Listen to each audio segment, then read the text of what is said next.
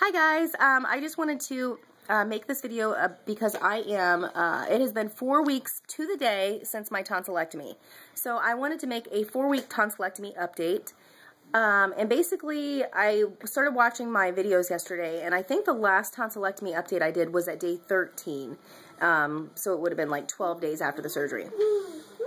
And I was realizing that all of them were just very negative and just talking about how much pain I was in and all that. So I think I did say I was starting to feel better, but it just, you know, I wanted to make a video now that I'm doing so much better, and to let you guys know, for those who are watching this because they're going to have a tonsillectomy, there is a light at the end of the tunnel.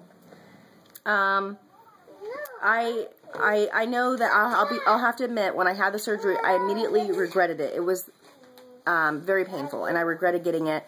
But if you have sleep apnea, recurrent tonsillitis, recurrent strep throat, if you've got problems like that, and I mean, it's miserable to be sick all the time. And I got sick a lot this year. And mainly, I mean, I have a kindergartner, and she's bringing home, you know, her immune system isn't quite built up yet because this is her first year of kindergarten. So she was bringing home a lot of illnesses from school, and I was getting sick because my tonsils were bad.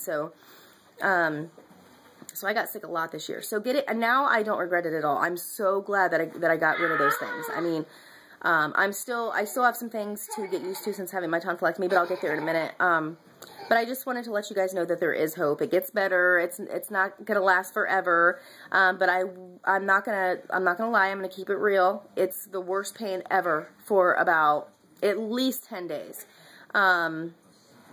So, and for me, my story might have been a little bit different than your guys's, what most people go through, because I had to be recauterized. So I had my surgery on Wednesday, January 11th, so it's been exactly 4 weeks today. And now the first day, when you come home from the hospital, because it is an outpatient procedure, you're going to be miserable, and you're going to be pretty miserable. Your uvula is swollen. It's huge. It takes up your entire throat. Your uvula is the little dangly thing down the back of your throat in the middle. And it gets humongous. And that is one of the main problems. But you still have the anesthesia in your body, so things aren't quite 100%. You're not feeling 100% of the pain. Day 2, you wake up and it's pure misery.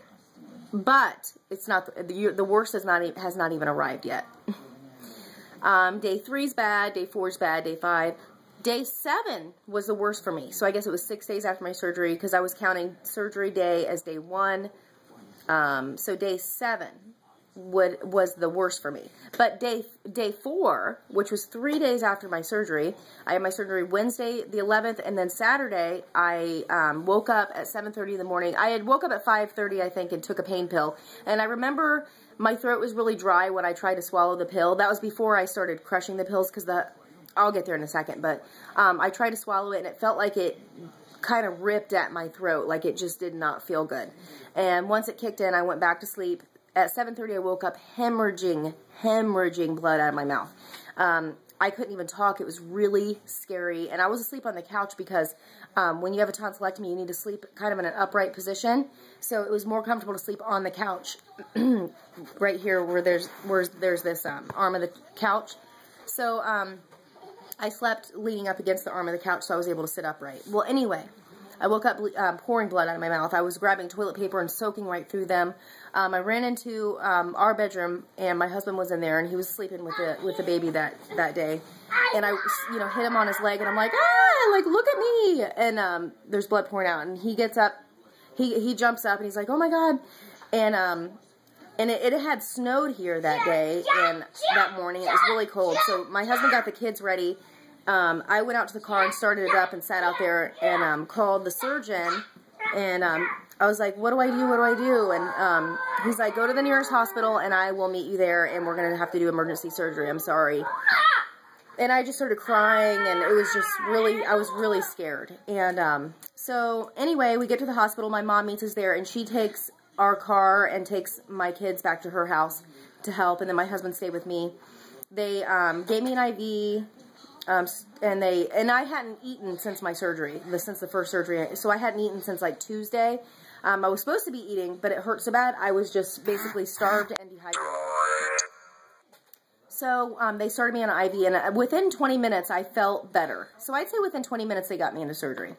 But within 20 minutes, I felt better on the overall aspect because I was so dehydrated. Once they got me hydrated, I was like, wow, I feel different. I'm more awake, and, you know, it was horrible.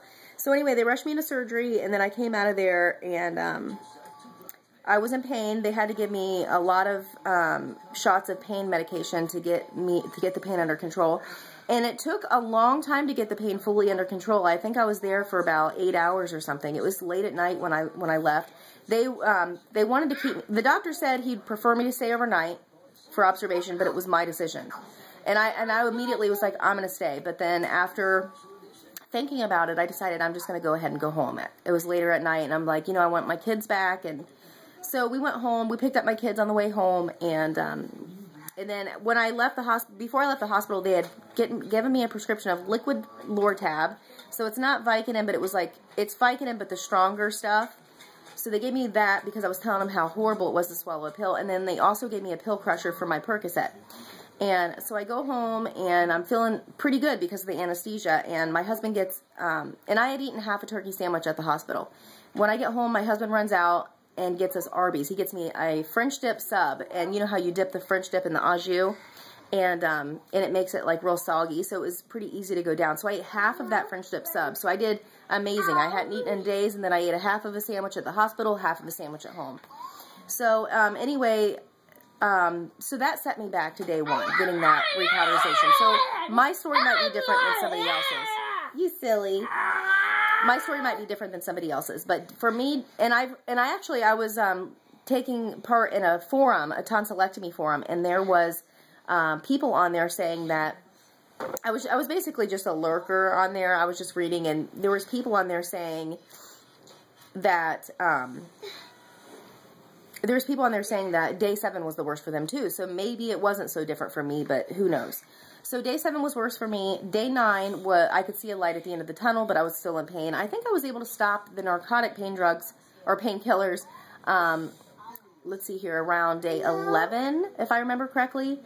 And but it was horrible because for like 10 straight days, I was having to take the narcotic painkillers every 3 to 4 hours. You're not supposed to take them more than 4 hours, but I was having to take them when I was awake during the day. I was having to take them every 3 hours sometimes, and I told my doctor I was really afraid to be taking that much, and he's like, well, you know, it's okay to do that for a few days, just, you know, don't keep it up because the Tylenol can damage your liver. But it was really bad. The pain, there was no way you can go without pain medication after a tonsillectomy. No way. Even the liquid stuff that they gave me, I didn't even use it because the liquid Lortab did not even touch my pain. So the only thing I could do was the Percocet. So anyway, by day 11, I was like, I have got to get off the heavy drugs. I'm going to try to, even though they didn't want me to start taking Motrin until 2 weeks after my recauterization, I started about day 11 taking ibuprofen and then got off. I think I had taken a couple of the strong painkillers because you're supposed to kind of wean off of it. So I think I might have taken a couple that day, a couple the next day, and then stopped forever. And then I was taking ibuprofen. The ibuprofen helped so good, and it's a shame that you can't take it from the beginning because it works so well. And you wouldn't have to take as many narcotic painkillers if you were able to take ibuprofen, but the ibuprofen, if you do have a bleed like I did, the ibuprofen can cause you to bleed excessively, which I think is what happened to me because when I had my first surgery, my surgeon told me to take 3 ibuprofens at night before bed. So Wednesday night, I took 3 ibuprofen. Thursday night, 3 ibuprofen. Friday night, 3 ibuprofen. Saturday morning, I'm bleeding and it's excessive. So I think that had a lot to do with the amount I bled, but it didn't have anything to do with the fact that I bled.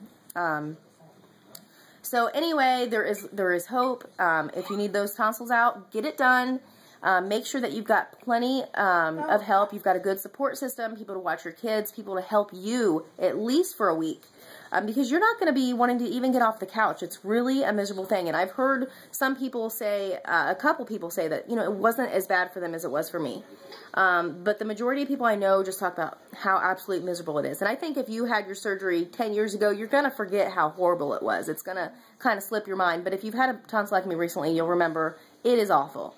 But if you need it done, by all means, get those things out of there. I mean, you'll have a lifetime of not getting sick as much because of those tonsils being gone. So definitely don't let me scare you. I'm glad that I had it done, and I wasn't at first. I regretted it, but it's done and over with, and I'm glad. So anyway, there is my update. I'm doing better now. Couple things. My taste is off, and someone said that when they do the cauterizing, it causes your taste buds to be off for about 3 months.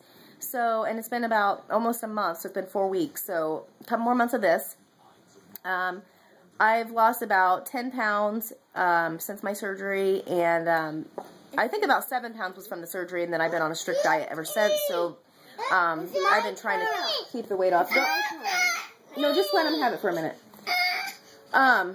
And then, also another thing is, when I drink water, it was worse at first. It seems to be getting better, but the liquid will come up and out of my nose. And then when I swallow a bite of something solid, it will, it sometimes causes like a pressure buildup and a release of air into my eustachian tube. It's really bizarre. But yeah, so I'm still dealing with some things because of the tonsillectomy, but it no longer hurts to swallow anything, but it does still hurt to yawn. It really, really hurts to yawn. But it doesn't hurt to sneeze or anything like that. And I was able to hold off about 3 weeks before sneezing. I was doing everything in my power to fight it off. I'd feel one coming on, and I'd look up at the light, and someone told me to touch, I think it was my husband, said to touch your tongue, and that worked for a while. But 3 weeks, it snuck up on me, and I was like, wow, that didn't hurt. So anyway, if you need that tonsillectomy, get it done. That's my advice, and I will talk to you later. Let me know if you have questions. Bye-bye.